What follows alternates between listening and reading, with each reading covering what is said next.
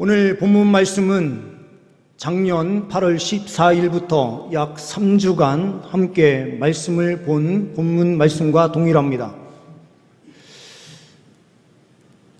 우리가 조금 더 다른 측면에서 이 말씀을 한번 보았으면 좋겠다라는 생각으로 오늘 말씀을 작년 설교 계획을 세울 때에 넣어 두었습니다.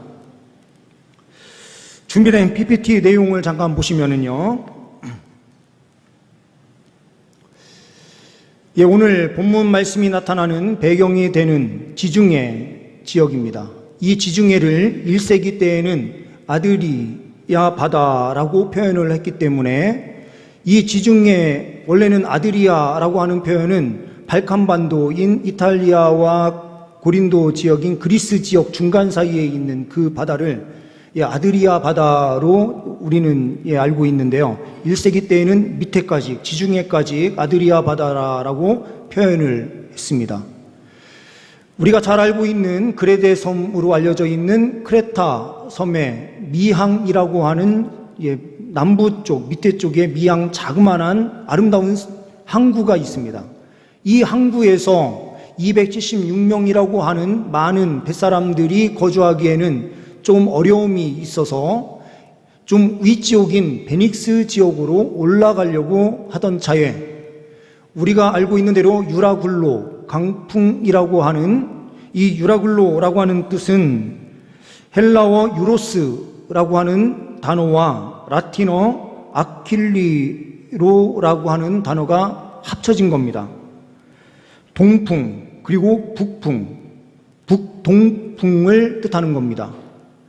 북쪽에서 바람이 밀려오게 되면서 육지 쪽에 붙어서 돌아가려고 했었는데 배가 뒤로 밀리면서 큰 바다인 지중해 쪽으로 표류하게 되는 과정이 오늘 말씀에 기록되어 있습니다.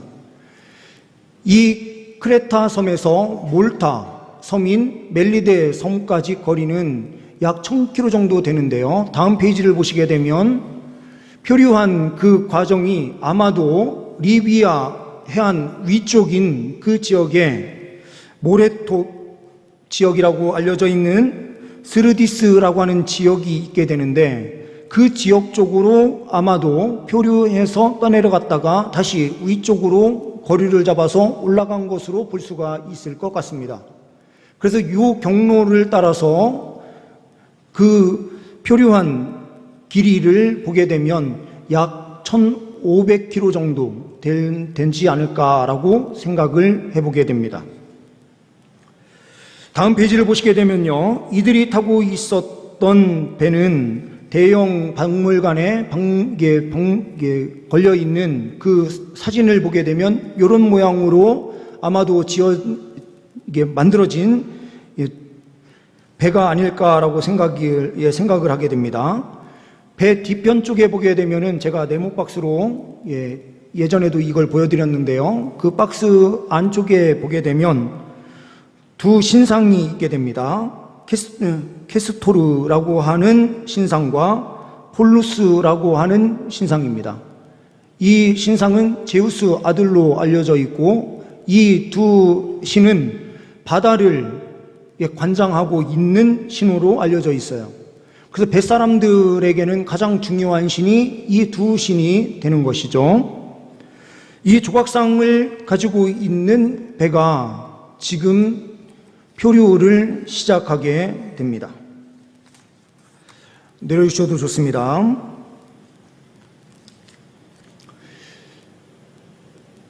예로부터 바다는 사람이 통제할 수 없는 곳으로 우리가 생각을 했고 그런 개념으로 받아들였어요. 바다는 그 어떠한 사람도 마음대로 통제할 수 없는 곳이다. 한마디로 우리가 인생을 살아가면서 항해하면서 살아가게 되는데 우리가 원하는 대로 항상 순항을 하면서 살아갈 수는 없다라는 거예요. 항상 강풍을 만나서 밀리게 되는 도저히 생각할 수 없었던 일들이 곳곳에서 펼쳐진다라고 하는 사실이죠. 이러한 상황 속에서 우리 그리스도인들은 무엇을 하면서, 우리가 어떠한 일을 하면서 살아가야 되는지 우리는 바울의 모습을 통하여 다시 확인하게 됩니다. 본문 말씀을 통하여 보게 되는 첫 번째는 소망을 선포해야 한다라는 것입니다. 21절, 22절 말씀을 보게 되면은요, 여러 사람이 오랫도록 먹지 못하였다라고 표현되고 있습니다. 이 기간은 우리가 말씀 본문에서 보듯이 열나흘이라고 하는 한 달의 절반의 시간을 바다에서 표류하면서 너무나도 힘든 시간을 보내게 돼요. 이 기나긴 시간 동안 그들은 제대로 먹을 수가 없었습니다. 그러니 그들은 기진맥진하고 힘을 더 이상 쓸 수 없는 상황 가운데 있게 된 것입니다. 이때에 22절에 바울은 뭐라고 표현하고 있습니까? 이제는 안심하라. 너희 중 아무도 생명에는 아무런 손상이 없겠고 오직 배만 타격을 입게 될 것이다 라고 선포해요. 이 선포는 하나님께서 주신 말씀을 부여잡은 데에서 선포하는 내용인 거죠. 소망이 없는 그곳에서 소망을 선포하는 사람이 바울이에요. 그리스 신화가 이 지역에 많이 알려져 있었는데요. 이 그리스 신화 가운데 하나의 내용을 보게 되면 이런 내용이 있어요. 최초의 여자 이름이 나오게 되는데 그 여자 이름은 판도라라고 하는 여자입니다. 이 판도라는 제우스 신에게 도전을 한 프로메테우스라고 하는 신을 징벌하기 위한 수단으로 이 여인을 통해서 상자 하나를 선물로 보내려고 해요. 그런데 이 여인에게 하나의 조건이 있게 되는데 상자를 절대로 열어보지 말아라 라는 조건이었습니다. 그런데 이 여인이 선물을 갖다 주는 과정에서 너무나 궁금한 거예요. 그래서 그 우리가 이제 판도라 상자가 열렸다 이렇게 이야기하는데요. 그 상자를 판도라라고 하는 여인이 열게 됩니다. 그때에 온갖 악한 영들이 막 나오는 거예요. 전쟁의 영, 가뭄의 영, 기근의 영, 태풍의 영, 질병의 영, 유혹의 영, 미움의 영, 시기의 영, 갈등의 영, 절망의 영, 이런 영들이 막 나오는 걸 보고 두려워서 뚜껑을 딱 닫았는데 희망의 영이 나오지 못했다라고 하는 내용이 이 신화에 나오거든요. 그리스 신화는 사람들이 만들어낸 내용이고 사람의 지혜를 짜서 그 안에 이 인생사를 설명하고 싶어하는 욕망이 그대로 투영되어 있습니다. 그런데 인생의 삶이라는 건 뭐냐? 결국에는 이 세상은 시기, 질투, 전쟁, 수많은 갈등들이 있는데 희망이 없는 땅이다라는 것을 반증적으로 설명하고 있는 것이 아닌가라는 생각이 들어요. 또 하나의 이 해석은 희망이 있으면 대신 이 어려운 세상도 잘 살아갈 수 있다라는 것을 이야기하고 싶어 하는 것 같습니다. 그런데 성경은 왜 우리가 이 땅에 소망이 없다라고 선포하고 있습니까? 이 땅에 소망, 희망이 없게 된 이유는 바로 인간이 죄를 범하는 순간에 생긴 거예요. 인간의 범죄의 결과 우리의 힘, 우리의 능력으로는 영원히 살 수 있는 길이 없습니다. 우리에게는 이 세상을 통제할 수 있는 능력도 없고 아무것도 없어요. 이 세상에서는 소망을 찾아볼 수 없는 겁니다. 그런데 하나님께서 찾아오셔서 만나주시는 순간 소망이 생기는 거예요. 바울 사도가 이러한 풍파 속에서 아무것도 먹지 못해서 지쳐있는 그 사람들을 위하여 선포하는 내용은 무엇입니까? 하나님께서 우리에게 안심하라라고 말씀하셨고 아무런 생명의 해도 입지 않을 것이다 라고 하나님께서 말씀하셨으니 우리 이곳에는 소망과 희망이 있다라고 하는 사실을 선포하는 거예요. 우리가 세상에서 해야 되는 일이 바로 이 일입니다. 세상에서 표류하여 아무것도 할 수 없는 상황 가운데 있는 이 세상 속에서 하나님만이 참된 소망이요 희망이 되신다라는 사실을 선포하는 것. 이 선포함으로 달려가기 위해서는 반드시 우리에게 있어야 하는 것이 있는데, 그 해야 할 일 가운데 하나는 바로 하나님의 말씀을 확신하는 것입니다. 그러니 두 번째로 우리는 말씀을 확신해야 한다라는 사실을 본문 말씀을 통하여 보게 됩니다. 23절에서부터 25절 말씀을 보게 되면 이렇게 말씀합니다. 내가 속한 바 곧 내가 섬기는 하나님의 사자가 어젯밤에 내 곁에 서서 말하되, 바울아 두려워하지 말라. 내가 가이사 앞에 서야 하겠고 또 하나님께서 너와 함께 항해하는 자들을 다 내게 주셨다 하였으니 그러므로 여러분이여 안심하라. 나는 내게 말씀하신 그대로 되리라고 하나님을 믿노라. 세상에서 우리가 해야 할 일, 희망을 선포하는 일인데요, 이 일을 위해서 반드시 필요한 것은 우리가 하나님 말씀을 부여잡는 것이고 하나님을 믿는 거예요. 37세에 캘리포니아 주립대학의 교수가 된 송영인 교수라고 있습니다. 이 송영인 교수는 캘리포니아 주지사 자문위원, 조지 부시 대통령 아시아계 자문위원으로 그는 많은 역할을 하게 됩니다. 그런데 어느 날 이 송영인 교수에게 갑자기 기침이 심해지고 아픈 증세가 나타나기 시작한 거예요. 그래서 감기가 너무 심하다라는 생각을 가지고 이 송영인 교수는 병원을 찾게 됩니다. 검사를 해봤더니, 그런데 이게 웬일입니까? 폐암 말기라고 하는 판정을 받게 돼요. 폐암 말기를 선고받은 이 송영인 교수는 너무나 당황스러웠어요. 그런데 이 교수는 하나님을 믿는 사람이었거든요. 이 송영인 교수는 교회에 찾아가서 엎드려서 기도하기 시작해요. 울부짖으며 기도하기 시작합니다. 마음은 완전히 무너져서 어떻게 해야 될지를 모르는데 하나님께 부르짖으면서 기도를 하는데,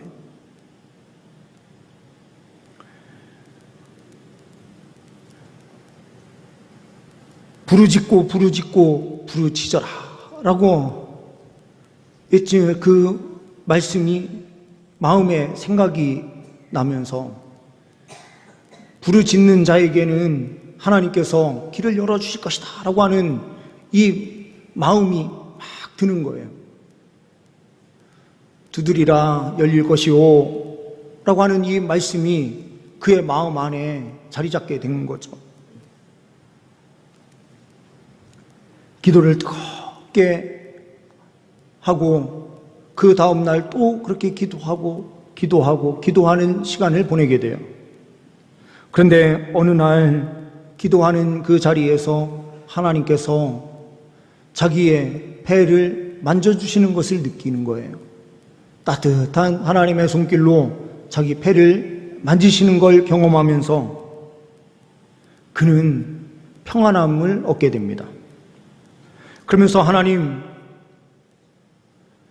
제가 죽는다 하여도 이것은 하나님의 뜻이요. 구원해 주신다면, 이 병에서 나를 치료해 주신다면 주님을 증거하는 간증자로 제가 살아가겠습니다 라고 기도를 해요. 하나님께서 그 병을 깨끗하게 치료해 주셨습니다. 그래서 그가 쓴 책이 있는데요, 하나님이 고치셨어요 라고 하는 불안노 서원에서 나온 책을 그 송영인 교수는 써서 하나님을 간증하게 됩니다. 하나님의 사람들이 하나님의 말씀을 부여잡고 엎드리는 자리에서 하나님께서는 놀라운 역사를 베풀어 주세요. 고려대의 심리학 교수인 허태균 교수님이 계신데요. 이 허태균 교수님이 이런 이야기를 하더라고요. TV 한 프로에서 강의를 하는데 우리나라 사람들은 중산층이라는 개념이 어떤 개념인가? 32평 아파트 빚 없이 가지고 있는 사람이 중산층. 그리고 연봉은 일정 수준이 될 때에 중산층이라는 개념을 가지고 있대요. 철저하게 물질의 개념으로 중산층을 바라보는 거예요. 그런데 미국의 중산층이라고 하는 사람들은 그렇게 생각하지 않는다라는 거예요. 중산층은 사람들에게 베푸는 사람, 그리고 사회를 비평하고 있는 그 잡지를 한 달에 한 권씩 구독해서 보는 사람들이라는 그런 어떤 개념들이 있다고 합니다. 다른 나라에서도 중산층이라고 하는 이 개념들이 다 다르게 존재하는데 우리나라 사람들은 철저하게 물질로 그 모든 것을 보는 거예요. 그리고 한국 사람의 특징 가운데 하나가 선택을 우유부단하게 하는 경향이 있다고 해요. 그래서 선택을 어떤 하나를 딱 해야 될 때는 잘 못하는 거예요. 그래서 짜장면 집에 가서 우리가 항상 시킬 때에 놀라운 거를 만들어냈죠. 짜장면, 짬뽕이 반반씩 나오는. 근데 이 교수님은 이렇게 이야기를 해요. 이 음식은 죽기 전에나 먹는 음식이다. 왜 그러냐? 만약 보는 눈이 오늘에만 이 음식만 먹고 내가 죽어야 된다 하고 하면은 다 먹고 두 가지를 다 먹고 죽어야 되니까요. 짜장면, 짬뽕이 있는 걸 같이 반반씩 있는 거를 먹겠죠. 그런데 내일이 있다는 걸 알면 오늘 짜장 먹고 내일 짬뽕 먹으면 된다 이거죠. 보는 시야가 좁으니까 내일을 생각하지 않는 결정을 한국인들은 하면서 살아간다는 거예요. 그래서 짜장, 짬뽕을 같이 먹으면 더 맛이 없다는 거죠. 우리의 생각이 좁고 작으면 멀리 있는 것을 내다보지 못하니 제대로 된 결정을 할 수가 없어요. 그리고 포기할 것을 포기하지 못해요.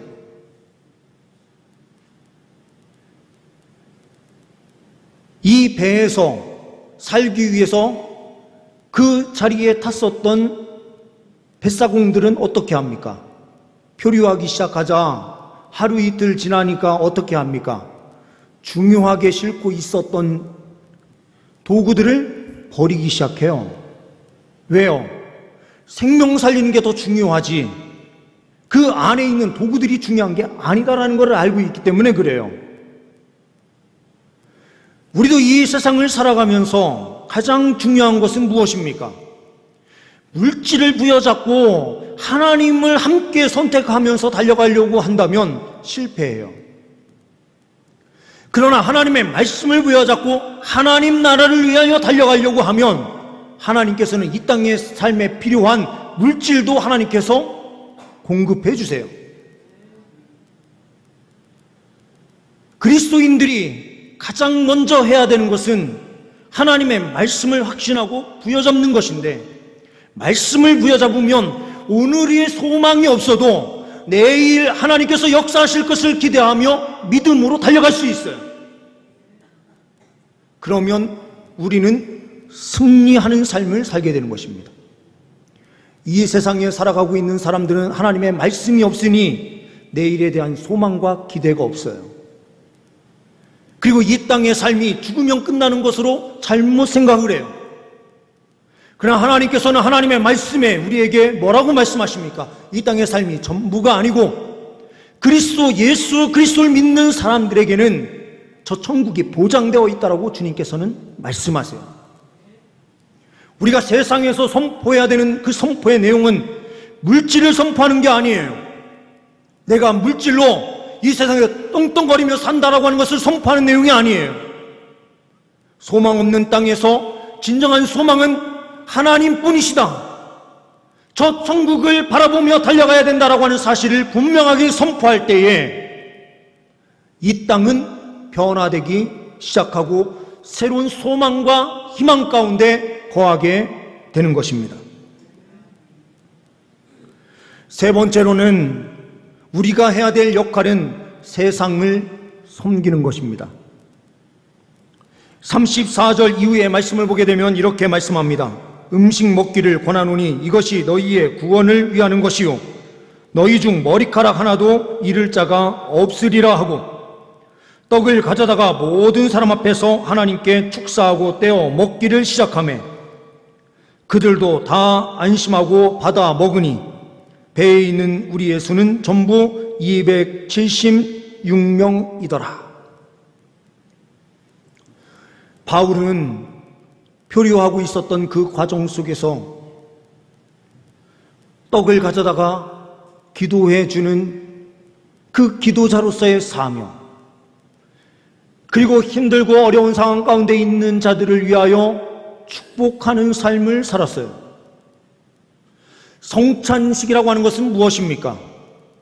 하늘 보좌를 다 버리시고 우리를 사랑하셔서 우리를 구원하시기 위하여 친히 내려오신 예수 그리스도의 그 육신을 상징적으로 보여주는 것이며 그것을 먹고 마시는 그 자리는 예수님께서 인류를 살리기 위하여 자기 자신을 주신 성김의 대표적인 귀한 은혜다라고 하는 사실을 고백하는 자리예요. 성찬은 하나님의 섬김을 우리는 본받기를 간절히 원하면서 그러한 삶을 살겠다 결단하는 자리, 그게 성찬 예식이 행해지는 자리예요. 바울 사도는 이 사실을 너무나도 잘 알고 있었어요. 그런데 선원들은 어떻게 하고 있습니까? 자기만 생각하니 다른 사람들이 보이지 않아서 거룩배를 내려서 구명정을 자기들만 타고 탈출하려고 해요. 다른 사람들이 보이지 않는 삶과 다른 사람이 보이는 삶. 바울은 죽는다 하더라도 하나님 앞에 떳떳하고 하나님께서 보시기에 아름다운 삶을 살고자 하는 삶을 살았기에 그는 남을 위한 희생과 헌신, 섬김의 자리로 들어갈 수 있었던 것입니다. 우리가 해야 할 일은 무엇입니까? 우리의 섬김을 통하여 무엇을 해야 합니까? 죽어가는 영혼들을 살려내고 주께로 인도하는 일. 바울이 한 것처럼 너무나도 힘든 상황 가운데 있을 때에 그들을 위하여 기도하고 축복할 수 있는 사람, 하나님의 복이 그들에게 임하기를 간절히 기도할 수 있는 삶, 이것이 바로 세상을 섬기는 그리스도인의 자세입니다. 우리의 섬김의 삶이 있을 때에 이 땅은 주께로 돌아올 수 있고 소망 없는 땅이 희망과 소망이 넘치는 땅이 될 수 있어요. 우리가 그 사명을 온전히 감당하는 귀한 은혜가 있기를 소망합니다. 11월 19일 행복축제가 있습니다. 앞으로 이 과정에 최소한 우리가 시간적으로 보게 되면 거의 2달 가까운 시간이 남아 있어요. 2달 가까운 이 시간에 우리가 기도하면서 이 세상에서 우리가 해야 할 일이 무엇인가 말씀을 통하여 확인했다면 그러한 삶을 살아낼 수 있도록 우리가 더욱더 헌신하며 나가야 됩니다. 교회가 이 세상에 존재하는 이유는 분명해요. 이것은 더 이상 논쟁거리가 없어요. 하나님의 지상 명령을 실행하기 위하여 하나님께서 구원하고자 하는 그 구원해야 될 사람을 주님께로 인도해서 구원함의 은혜를 누리게 하는 일, 이것이 교회가 해야 될 매우 중요한 사명입니다. 이것은 교회의 숫자를 위해서 달려가는 길이 아닙니다. 이것은 주님의 명령을 우리가 지켜내는 것이요, 하나님의 뜻을 이루는 삶입니다. 하나님께서 우리에게 주신 그 사명을 어떻게 감당하며 달려갈 수 있을까? 이 사명감을 가지고 우리가 때로는 부담감도 가질 수 있지만, 더 중요한 것은 하나님을 뜨겁게 사랑하면 그 사랑의 마음이 그대로 세상에 전달될 수 있습니다. 사랑이 세상 사람들을 변화시켜낼 수 있어요. 자기만 살겠다라고 생각하면서 도망가려고 했었던 그들을 통해서는 아무런 역사가 나타나지 않지만,